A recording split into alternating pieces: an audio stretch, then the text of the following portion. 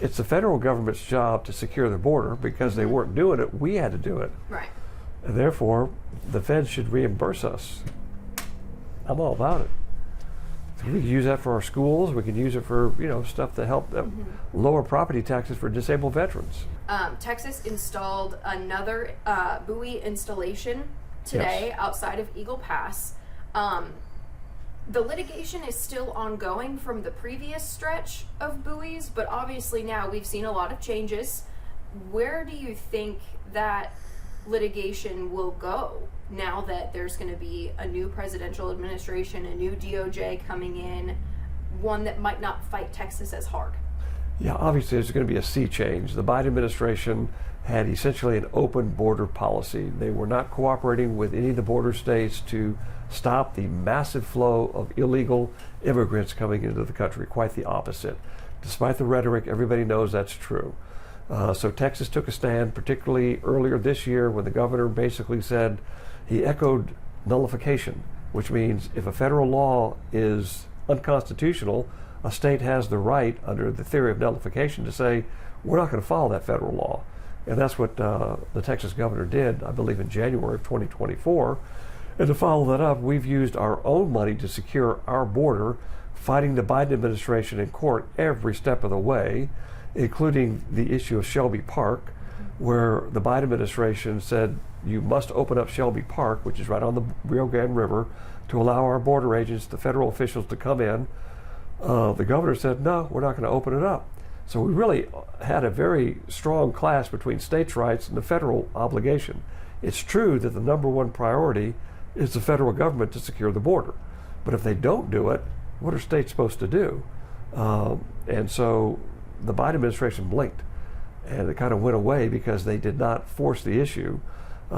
We've been to court several times over the buoys, over the wire fences, over Shelby Park. And again, the Department of Justice is the one that files these lawsuits against the state of Texas.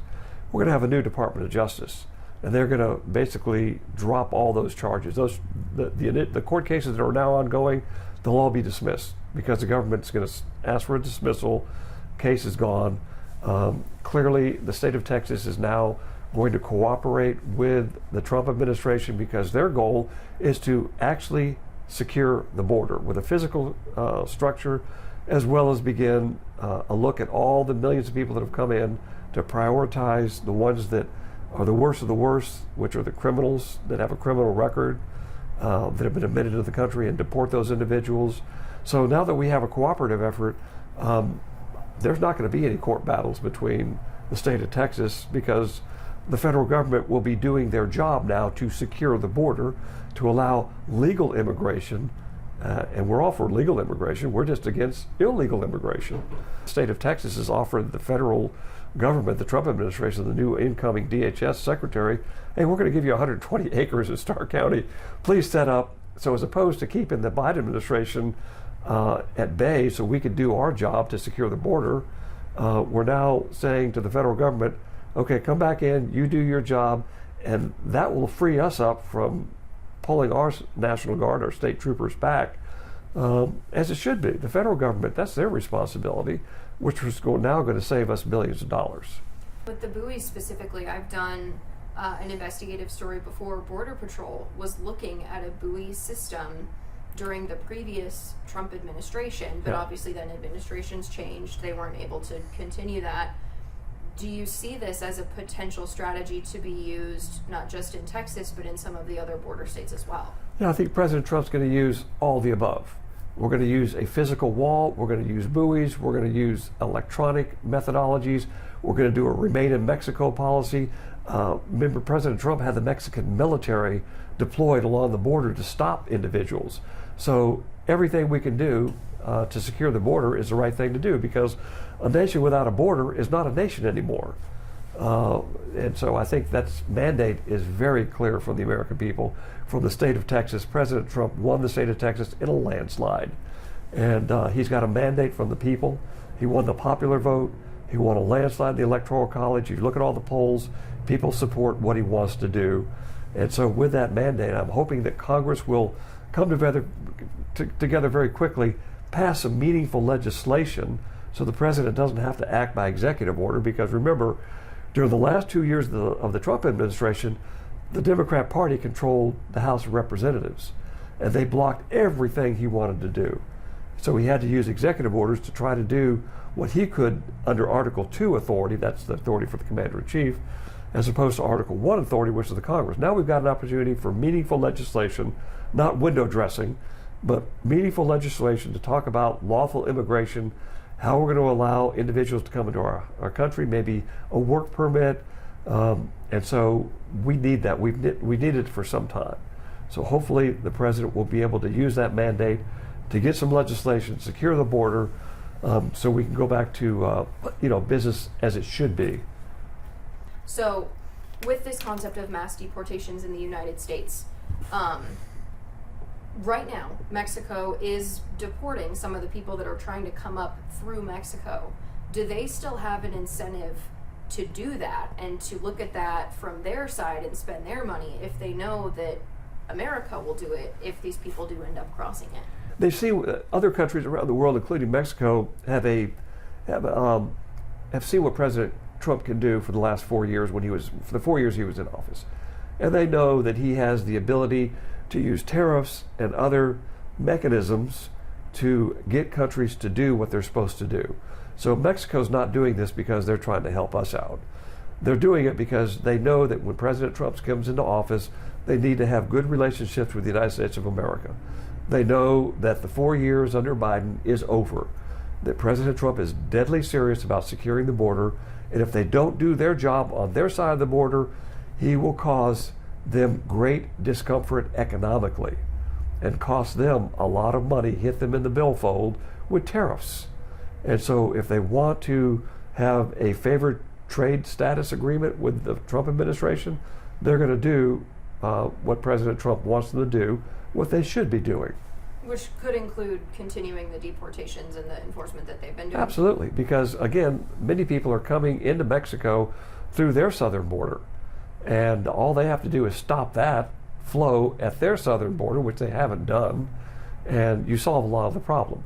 The other issue is a lot of individuals from countries all over the world are flying into Mexico, and so they can do a better job in cutting off the flow at that point.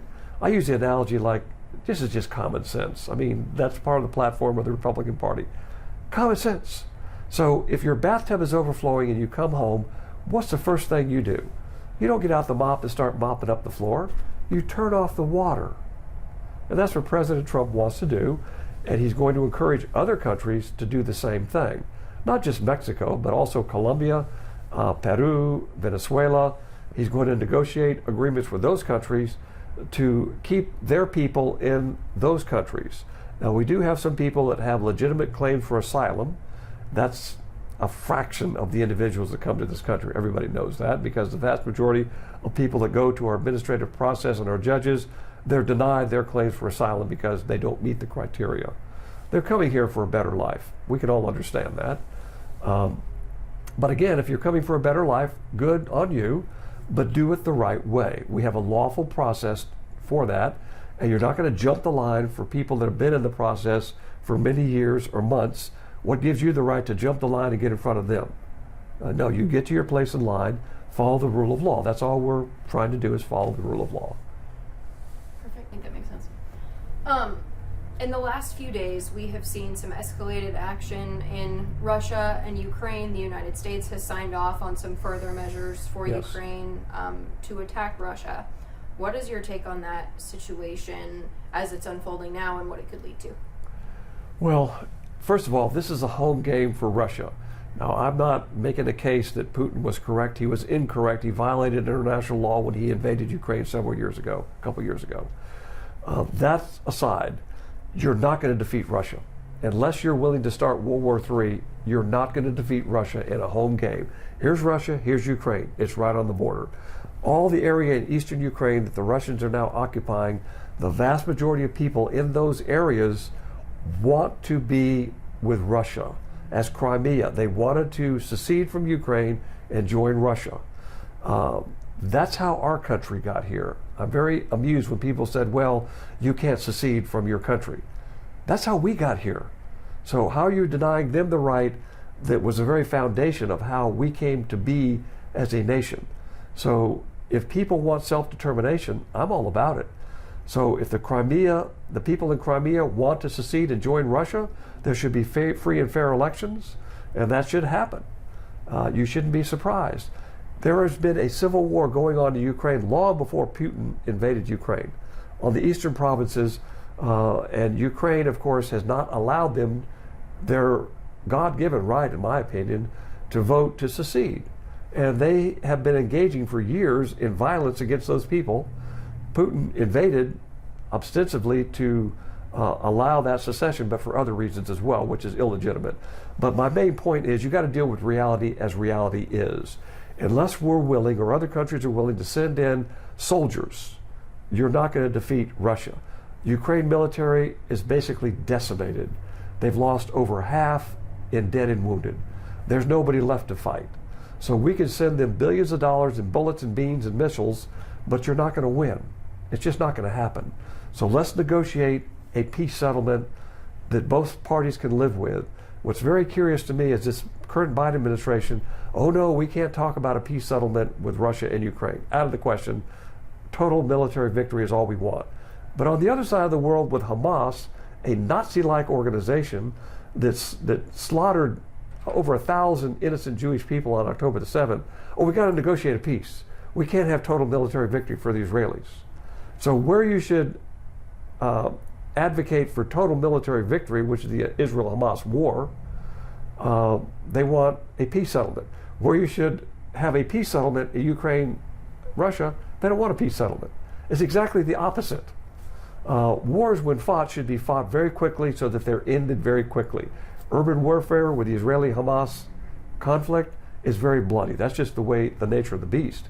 You're fighting in urban warfare. You're going to have heavy civilian casualties, particularly when Hamas hides its militants inside of mosques, inside of schools, inside of hospitals. These are known facts. So that war should be concluded very quickly, give the Israelis the assets they need to finish it off and establish peace. You can't negotiate with Hamas. There's no negotiating with an organization. Their negotiating position is, we want to kill all of you. With Russia and Ukraine, we can negotiate a peace. It should be negotiated. There's no reason that a whole generation of children should have missing arms and missing legs as civilians are killed, and it doesn't make any sense. Let's negotiate a settlement there. President Trump, that's his thinking. That's exactly his thinking. We're going to negotiate a peace in Ukraine and Russia, and we're going to give the Israelis the tools to finish this off quickly so we can have peace. I think that's the correct approach, in my opinion. Having been in the military for 20 years, 4 combat operations, I've been there, done that, seen it on the ground. From a tactical level, from a strategic level, it just makes common sense that that's the way nobody wants World War III. And so the Biden administration is very curious. In the last 2 months, they're now escalating the conflict. One has to ask the question, why? Why are you making this more difficult when we all know that this has to be settled in a peaceful manner? It's not the time to escalate. It's the time to have stability and to talk peace negotiations. In fact, I would hope the Biden administration could cut a peace deal in the last 2 months. That could be their legacy. That'd be a great legacy. Were you surprised at the actions in recent days to sign off on yes. The weaponry? I was shocked that the Biden administration is escalating this conflict, and really they've got 2 months left in power. Why escalate it now? Let the next administration decide what to do. Your time has gone. You've had over 2 years to deal with this, and you failed. And you've cost the American taxpayers billions of dollars. And the propaganda was the next counteroffensive in the spring, in the summer, or the fall, and Russia will collapse. No, they didn't. And nobody that was serious, nobody that was a serious thinker believed in that propaganda. Certainly not myself. Having been to Ukraine many times, having been to Russia, it's just not going to happen.